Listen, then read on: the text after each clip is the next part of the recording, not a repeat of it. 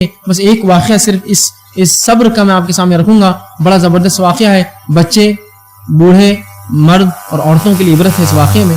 بہرحال واقعہ بہت لمبا ہے, مسلم کی روایت ہے, طویل ہے, میں بہت اختصار سے انشاءاللہ اس کام لوں گا اس کے تعلق سے.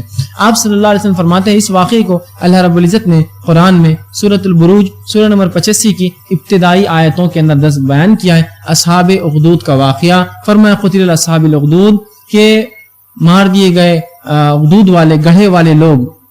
ٹھیک, اب یہ واقعہ کیا ہے؟ جب صحابہ نے پوچھا یہ اخدود کا معاملہ کیا ہے, یہ گڑھے والے لوگ کون تھے, تو بڑا زبردست واقعہ آپ صلی اللہ علیہ وسلم سنایا کہ آپ نے فرمایا تم سے پہلے قوموں میں ایک قوم تھی, بنی اسرائیل کا یہ واقعہ ہے غالباً, تم سے پچھلے ایمان والوں میں ایمان والے تھے, اور ایک قوم تھی, اس بستی میں جو ہے ایک بادشاہ تھا, اور اس بادشاہ کے پاس ایک جادوگر تھا.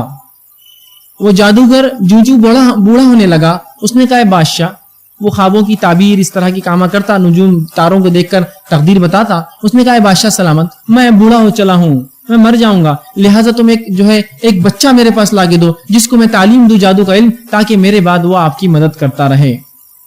منادی دی گئی, ایک بچہ سلیکٹ کیا گیا, چنا گیا. وہ بچہ جب محل کی طرف جاتا اپنی بستی سے نکل کر, تو راستے میں ایک راہب دیندار انسان تھا جو کہ بادشاہ کے ظلم کی وجہ سے بستی میں نہیں رہتا تھا, بستی سے الگ رہتا تھا, اس لیے کہ بادشاہ اپنے آپ کو خدا کہتا تھا, وہ اپنے آپ کو رب سمجھتا تھا. تو یہ راہب جو دیندار انسان تھا وہ بستی سے ہٹ کر ایک جگہ جنگل میں رہتا تھا. جب نوجوان وہاں سے گزرتا تو اس راہب سے ملاقات ہوئی. وہ راہب اس کو کچھ دین کی باتیں بتاتا خاموشی میں. وہ بچہ وہ باتیں سیکھ کر محل جاتا, جادوگر سے جادو کا علم سیکھتا اور واپس گھر جاتا. یہی روز ہوتا رہا. اب بچہ جو اس راہب کے پاس بیٹھ کر علم سیکھنے لگا تو تاخیر دیر ہونے لگی, اور جب وہ محل جاتا تو اس کو جادوگر مارتا اور کہتا تو تاخیر دیر سے کیوں آیا؟ تو اس نے کہا اے راہب, جب میں تمہارے پاس بیٹھتا ہوں تو جادوگر مارتا ہے, جب گھر دیر سے جاتا ہوں تو گھر والے مارتے ہیں, میں کیا کروں؟ تو اس راہب نے کہا دیکھو, جب تم جادوگر کے پاس جاتے ہو تو کہنا گھر والوں نے دیر سے چھوڑا تاکہ تم شرعی علم سیکھو مجھ سے, اور جب تم گھر دیر سے جاتے ہو گھر والے پوچھتے کہاں تھے تو بولنا جادوگر نے دیر سے چھوڑا اور مجھ سے تم علم سیکھتے رہنا. وہ بچہ دونوں سے ذہین بچہ تھا, دونوں سے علم سیکھتا رہا. ایک مرتبہ یوں ہوا کہ جب وہ اپنی بستی سے نکل کر محل کی طرف جانے لگا, راستے میں ایک جانور تھا, رسول اللہ فرماتے ہیں, جس نے بستی کا راستہ روکے رکھا تھا, اور ادھر کے لوگ ادھر جانب, ادھر کے لوگ ادھر کے جانب کھڑے تھے. بڑا کوئی جانور تھا, سب لوگ دیکھ رہے تھے. اس بچے نے نیت کی اور آگے بڑھا. جب جانور کو دیکھا تو اس بچے نے ایک پتھر اٹھا نیت کی, اے اللہ اگر وہ جادوگر حق پر ہے, کیونکہ ابھی دونوں علم سیکھ رہا تھا, تو جب میں یہ پتھر ماروں اس جانور کو تو یہ جانور نہ مرے نہ ہٹے, اور اگر وہ راہب حق پر ہے, وہ جو مجھے سکھاتا ہے مسلمان, تو یہ جانور راستے سے ہٹ جائے یا مر جائے. اس نیت سے اس نے پتھر مارا, اور آپ صلی اللہ علیہ وسلم فرماتے ہیں وہ جانور مر گیا اور راستے سے ہٹا دیا گیا. بچے کا چرچا چاروں طرف ہو گیا. ظاہر سی بات ہے, چھوٹے بچے نے جب کیا تو اس کا چرچا چاروں طرف ہو گیا. جب یہ بات بچے نے راہب کو سنائی تو راہب نے کہا اب تم کامل ہو چکے ہو ایمان کے اعتبار سے, تم نے مجھ سے دین سیکھ لیا, اب تمہارے پاس علم آ گیا ہے. اب ایک بات ضرور یاد رکھنا, چونکہ وہ دیندار تھا, اسے علم تھا, میرا نام کسی کو مت بتانا, میں نے تمہیں یہ سکھایا ہے. چونکہ اسے معلوم تھا اب مصیبت شروع, آزمائش شروع, اللہ کا طریقہ ہے یہ, میرا نام مت بتانا کسی کو کہ میں نے تمہیں یہ چیز سکھائی ہے جو دین کا علم دیا ہے. اب ہوا یوں کہ اللہ رب العزت نے اس بچے کی دعاؤں میں تاثیر دے دی.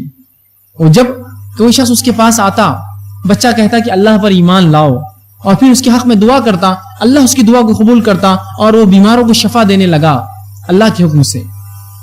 جو آتا اس کو کہتا ایمان لاؤ, اور پھر وہ دعا کرتا اور وہ شفا یاب ہوتے. ایک مرتبہ یوں ہوا کہ ایک وزیر تھا جو اس بادشاہ کے محل میں تھا. اس وزیر جو وہ نابینا تھا, کسی نے کہا جاؤ اس بچے کے پاس, وہ بہت ماہر ہو چکا ہے. لوگوں کو لگا اس نے جادوگر سے علم سیکھا, بڑا ماہر ہو چکا ہے, وہ جس کے لیے دعا کرتا ہے اس کی دعا قبول ہوتی ہے. تم نابینا ہو, اس سے جا کے نظر بینائی مانگو. وہ شخص وزیر پہنچ گیا اور خوب تحفے تحائف لائے اور کہا مجھے بینائی دو. تو کہا بینائی میں نہیں دیتا ہوں, وہ اللہ دیتا ہے شفا. تو کہا یہ اللہ کون ہے؟ تو کہا یہ تمہارا اور میرا رب ہے, تمہارا اور میرا رب ہے, لہٰذا تم اس پر پہلے ایمان لاؤ, پھر میں دعا کروں گا. وہ شخص وزیر ایمان لایا, بچے نے دعا کی, وزیر کو آنکھیں آ گئی, مطلب اس کو بینائی آ گئی. وزیر جو ہے محل میں جا کر جب دوسرے دن بیٹھا اور لوگوں کو دیکھنے لگا, چونکہ بینا لوگ جو نابینا ہوتے ہیں ان کو دکھتا, وہ تو بات ادھر کرتے ہیں, دیکھتے ادھر ہے, بیچارے سمجھ میں نہیں آتا. تو وزیر دیکھ کر بات کر, بادشاہ نے کہا کیا بات ہے آج تم دیکھ رہے ہو؟ تو کہا مجھے بینائی مل گئی. تو کہا خوب, کیسے؟ تو کہا اس بچے نے دی, اس بچے نے دعا کی اور اپنے رب سے دعا کی, مجھے کہا ایمان لاؤ رب پر, اور دعا کی رب سے, بینائی مل گئی. تو بادشاہ نے جادوگر سے کہا بھائی اتنا ماہر بنا دیا اس کو تم نے, یہ تو تم سے بھی آگے چلا گیا. اور جادوگر نے کہا میری مہارت اتنی نہیں کہ میں کسی کو بینائی دینے والا جادو سکھا سکوں. تو اس بادشاہ نے کہا کہ تم سے اس نے کیا کہا؟ تو اس نے کہا رب پر ایمان لاؤ. تو اس بادشاہ نے کہا اچھا مجھ پر ایمان لاؤ کہا. تو کہا نہیں تم تھوڑی رب ہو. تو کہا تم مجھ سے ہٹ کر کسی کو رب سمجھتے ہو, کیونکہ وہ اپنے آپ کو رب سمجھتا, اللہ سمجھتا تھا. تو کہا تم مجھ سے ہٹ کر کسی کو رب سمجھتے ہو؟ تو کہا وہ اللہ جو تمہارا بھی رب ہے اور میرا بھی رب ہے. تو کہا نہیں یہ نہیں ہو سکتا ہے, کس نے تمہیں یہ بتایا؟ تو کہا اس بچے نے یہ تعلیم دی مجھے. لاؤ اس بچے کو پکڑ کر لایا گیا محل کے اندر. جب بچے کو ضرب لگایا گئی, مارا گیا کہ کس نے سکھایا تجھے علم, چونکہ بادشاہ یہ چاہتا نہیں تھا کہ بغاوت ہو اس کے محل میں, ایمان لوگ لانے لگے تو بغاوت ہو جائیں گے, وہ اپنے آپ کو رب کہتا تھا. اس بچے کو لا کے ضرب لگائی گئی, مارا گیا, تنبیہ کی گئی, اور بیچارہ ضرب کی ڈر سے اور مار کھا کر جو ہے اس نے منہ کھول دیا اور کہا اس راہب نے مجھے سکھایا. اس راہب کو بھی گرفتار کر کے لایا گیا. اب وہ وزیر بھی کھڑا ہے, بچہ بھی کھڑا ہے, راہب بھی ہے, اور کہا گیا کیا تم مجھ پر ایمان لاتے ہو؟ بادشاہ نے کہا, ان سب نے کہا نہیں ہم اللہ پر ایمان لاتے ہیں. تو سب سے پہلے اس وزیر کو جو ہے اس راہب سے کہا گیا کیا اللہ پر ایمان چھوڑتے ہو؟ تو کہا نہیں. ایک آرا منگوایا گیا اور اس راہب کے سر پر رکھا گیا اور پوچھا گیا کیا اللہ پر ایمان چھوڑتے ہو, مجھے رب مانتے ہو؟ تو کہا نہیں. تو وہ آرا چلا دیا گیا, اس کے 2 ٹکڑے محل میں سامنے لوگوں کے کر دیے گئے. پھر اس وزیر سے پوچھا گیا کیا تم ایمان چھوڑتے ہو اللہ پر اور مجھ پہ لاتے ہو؟ تو کہا نہیں یہ نہیں ہو سکتا, اس کے بھی وہیں 2 ٹکڑے کر دیے گئے. پھر اس بچے سے پوچھا گیا کہ کیا ایمان لاتے ہو اللہ پر؟ تو کہاں. تو بادشاہ نے کہا تجھے میں عبرتناک سزا دوں گا, تجھے یہ سزا نہیں. کہا اس بچے کو لے جاؤ پہاڑ پر اور وہاں سے پھینکنا تاکہ دنیا دیکھے اور عبرت حاصل کرے اس سے. جب بچے کو پہاڑ پہ لے جایا گیا, بچے نے اللہ سے دعا کی اللہ میری حفاظت کر ان سے. ایک زلزلہ آیا, تمام لوگ جو فوجی تھے جو سپاہی تھے گر گئے. بچہ واپس آیا اور کہا بادشاہ تم مجھے نہیں مار سکتے, میرے رب نے مجھے بچا لیا. تو کہا اچھا اب دوسری سزا تجھے, اسے پانی میں لے جاؤ, سمندر کے بیچ میں ڈوبا دینا. ہاں لیکن یہ ضرور پوچھ لینا کیا مجھ پر ایمان لاتا ہے بادشاہ پر؟ اگر کہہ دے ہاں تو چھوڑ دینا, واپس نہ ڈوبا دینا. جب لے گئے اس بچے نے پھر اللہ سے دعا کی اے اللہ میری حفاظت کر ان ظالموں سے. اللہ نے ایک طوفان لایا, کشتی کو ڈبا دیا, اس بچے کو محفوظ سطح پر لے آیا. بچہ پھر گیا اور کہا بادشاہ سلامت, تم مجھے نہیں مار سکتے. ایک ہی طریقہ ہے جس طریقے سے تم مجھے قتل کر سکتے ہو. کیا طریقہ ہے؟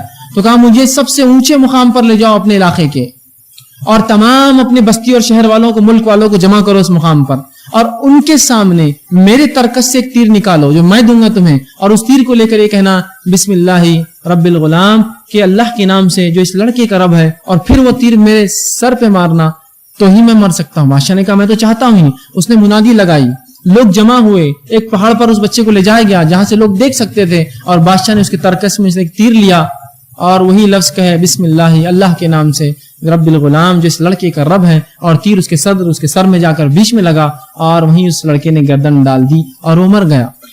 اب جو ہی اس لڑکے کی موت ہوئی, پورے کی پوری عوام جو کھڑی چلا اٹھی آمنت برب الغلام, ہم لڑکے کے رب پر ایمان لائے. کیونکہ لڑکا حق تھا, لڑکا حق پر تھا, اس نے صبر کیا, اور اسے پتا تھا اگر میں جیوں گا تو دعوت اتنی لمبی نہیں دے سکتا ہوں. اس کو اللہ نے حکمت دی, اس کی موت نے پورے کے پورے ملک کو ایمان لا دیا, اس کا صبر. تو سب نے کہا آمنت برب الغلام, ہم سب ایمان لائے لڑکے کے رب پر. اب وزیروں نے کہا یہ تو پہلے ہم 3 لوگ اور 2 لوگ اور 4 لوگوں سے پریشان تھے, اب تو پوری بستی ایمان لائے, اب کیا کریں, کچھ نہ کچھ تو حل نکالنا پڑے گا. تو بادشاہ نے کہا ٹھیک ہے. مشورہ ہوا اور یہ طے ہوا کہ بڑے بڑے گڑھے کھودے جائیں گے, اخدود گڑھوں میں آگ لگائی جائیں گی, اور بستی کے لوگوں کو لایا جائے گا. پوچھا اللہ پر ایمان لاتے ہو بادشاہ پر؟ جو کہ اللہ پر پھینک دو, جو کہ بادشاہ پر چھوڑ دو. اور لوگوں کو جمع کیا گیا بڑے بڑے گڑھوں کے سامنے, لیکن لوگ ایسا پختہ ایمان لائے تھے بیچارے وہ, اور انہوں نے صبر کیا اس پر ایمان کے بعد کہ جب لا کر انہیں کھڑا کیا تو پوچھا جاتا اللہ پر ایمان لائے یا بادشاہ پر, وہ کہتے اللہ پر, اٹھا کر پھینک دیا جاتا. یہ کوئی مذاق نہیں ہے, یاد رکھیے. پیچھے ایک انسان کھڑا جو دیکھ رہا میرا بھائی جل کر مر رہا ہے نیچے, دوسرے کو لا کر کھڑا جاتا, وہ کہتا نہیں میں ایمان لا, اللہ پھینک دو مجھے بیٹا. حتیٰ کہ تمام بستی کے لوگوں کو اس نے جلا دیا, آگ میں ڈال دیا. آخر میں ایک عورت تھی جس کے سینے سے اللہ کے رسول فرماتے ایک بچہ لگا تھا. اس نے یہ سوچا کہ میں اپنے بچے کے لیے جھوٹ بول دیتی ہوں, اب کوئی دیکھنے والا بھی نہیں میرے اطراف, سب مر چکے ہیں جو ایمان لائے, تاکہ میں اس کی زندگی بچا لوں. جب یہ نیت اس نے کی تو اللہ رب العزت نے اس بچے کو زبان دی, اور اس نے کہا میری ماں تو حق پر ہے اور کود جا, اور پھر عورت اس بچے کو لے کے اس آگ میں کود گئی. تو رسول اللہ فرماتے ہیں ایسے 4 بچے ہوئے جنہوں نے ایسی عمر میں بات کی جس عمر میں بچے بات نہیں کرتے. ایک عیسیٰ علیہ السلام چھوٹے تھے, دوسرا بچہ وہ تھا. تیسرا بچہ ایک جریج، ایک واقعہ تھا، بہرحال ایک طویل واقعہ، اس کے اندر ایک بچے نے گواہی دی. چوتھا فرماتے ہیں اصحاب اخدود کا بچہ، اس نے بھی ایسی عمر میں بات کی جو عموماً بچے بات نہیں کرتے. اب آئیے اس واقعے کے اندر جو نصیحتیں تھی، صبر کے جو واقعات تھے کیا کیا تھے.